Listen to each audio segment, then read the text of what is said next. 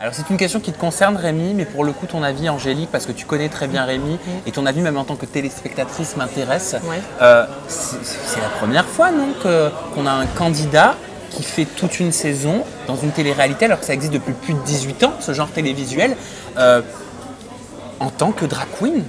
C'est vrai, et c'est pour ça que j'ai été très privilégiée d'apprendre et d'être dans la confidence, parce que pour moi, je sais que c'est quelque chose de tabou, hein, on va dire ce qui est. Pourquoi? Ça a toujours été comme ça, enfin pas pour moi, mais pour les gens en général. C'est vrai que de voir des personnes gays à la télé, c'est récent, enfin, qu'il y en ait de plus en plus. C'est pas récent, non, mais c'est rare. qu'il y en ait de plus en plus, parce que là, ça devient quand même récurrent, mais je trouve ça bien.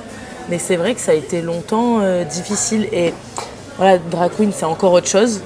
Et de là, de l'assumer et de mettre ça, enfin voilà, vraiment dans les anges, c'est vrai que ça peut être difficile.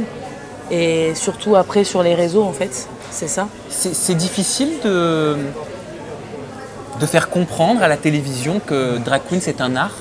Justement, là c'est le message. Voilà, c'est le message, c'est ce qu'on a vraiment pris comme parti avec la production. D'ailleurs, je salue vraiment l'investissement qu'ils ont fait par rapport à ça. Parce qu'ils ont cru en moi, ils ont vraiment cru en ce que je voulais montrer, en ce que je voulais donner.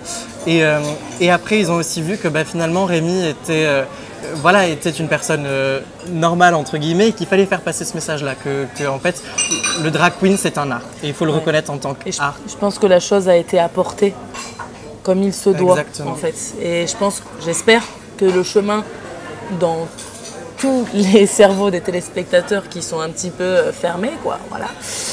Je reste poli, mais voilà, j'espère que ce chemin va faire son travail dans la tête des gens. Pourquoi tu dis ça? Il y a déjà eu des critiques? Non, mais enfin, il a dû y en a. J'en ai eu quelques-unes, évidemment. Oui. Maintenant, quel type de réflexion? Souvent, c'était constructif, il fallait l'avouer. C'est-à-dire que c'était une question d'honnêteté et de transparence. Les gens pensaient que, du coup, étant drague et étant en femme à la télé et en chantant, ils pensaient que j'étais faux et en tout cas que c'était pas sincère ce que je donnais.